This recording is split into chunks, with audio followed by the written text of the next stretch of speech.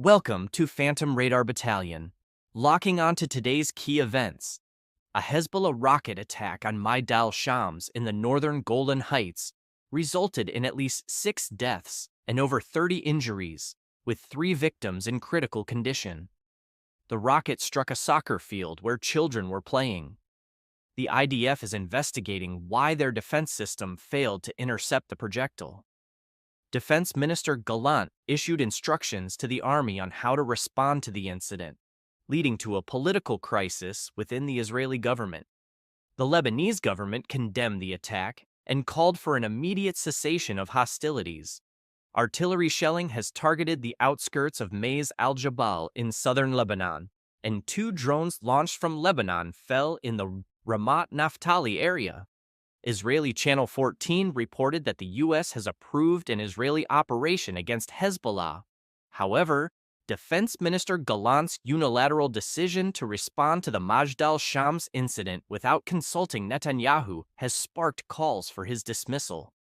Former President Trump condemned the attack, expressing solidarity with Israel and emphasizing the gravity of the situation.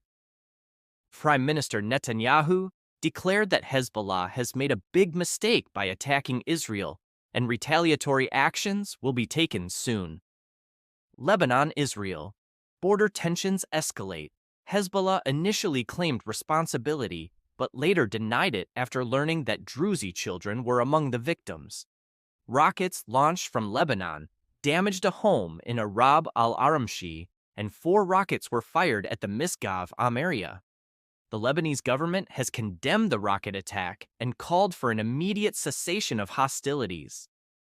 SNA forces in Syria repelled a YPG attack, attempting to infiltrate Arab Hassan village in northern Manbij. The U.S. carried out an airstrike on a position used to launch rockets at a U.S. base in Syria.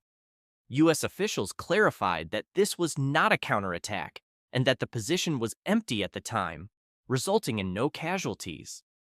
Massive protests have erupted across several European cities and North American states in response to recent geopolitical tensions and internal policies.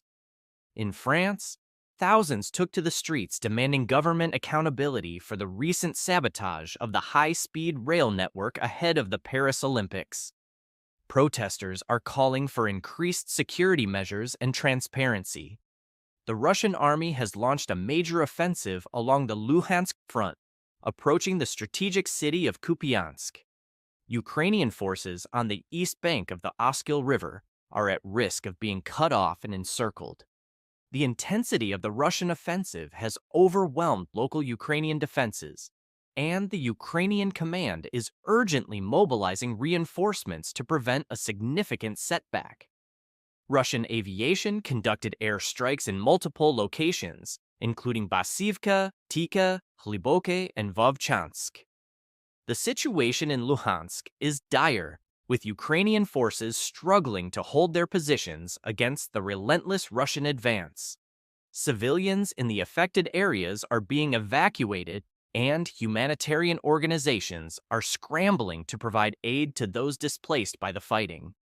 The international community has condemned the Russian offensive, calling for an immediate ceasefire and renewed efforts to negotiate a peaceful resolution to the conflict. Ukrainian drone attacks on Russian airfields, explosions were reported in Kostiantynivka and Dnipro City. Ukrainian drones targeted Diaghilevo, Engels, and Olenya airfields in Russia overnight.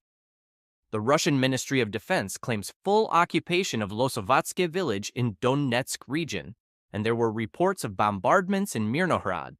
Ukrainian air defense shot down various drones and missiles, and Russian aviation conducted airstrikes in multiple locations. The drone attacks have disrupted Russian military operations, damaging infrastructure and reducing their ability to launch further offensives.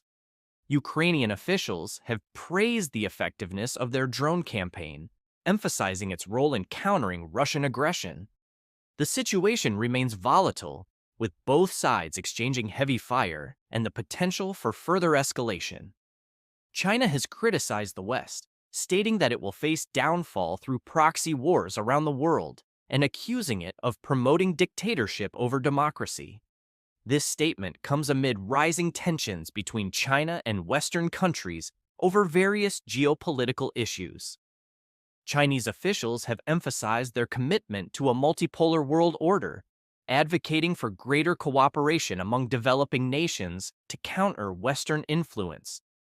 The statement has drawn sharp responses from Western governments who accuse China of seeking to expand its own authoritarian model. The ongoing geopolitical rivalry between China and the West continues to shape international relations and global power dynamics. Tensions in the South China Sea have escalated as Chinese naval forces conducted extensive military exercises near disputed islands. These actions have been condemned by neighboring countries and the international community, which calls for restraint and diplomatic solutions. The United States has increased its naval presence in the region, conducting freedom of navigation operations to challenge China's territorial claims. India-Pakistan border clashes have been reported along the India-Pakistan border, with both sides accusing each other of violating ceasefire agreements. The skirmishes have resulted in casualties on both sides, raising concerns about a potential escalation. Diplomatic efforts are underway to de-escalate tensions, but the situation remains precarious. On the home front, in Texas, two senior officials of the Sinaloa Cartel, Joaquin Guzman Lopez, son of El Chapo, and Ismael El Mayo Zambada Garcia, were arrested in El Paso. These arrests, under unclear circumstances, may indicate a power play within the cartel. The capture of these high-value targets is expected to intensify conflict along the U.S.-Mexico border as the cartel seeks retaliation. Analysts suggest that these arrests could lead to a power vacuum within the cartel, potentially increasing violence and instability in the region. U.S. law enforcement agencies are on high alert, anticipating potential retaliatory actions from the Sinaloa cartel. Border security has been increased, with additional patrols and checkpoints established to prevent any escalation of violence. The arrests have also reignited debates over border security and immigration policies, with officials calling for enhanced measures to combat cartel activities. That's all for today's briefing. Thanks for tuning in. Don't forget to like, share, and subscribe for more news and insights.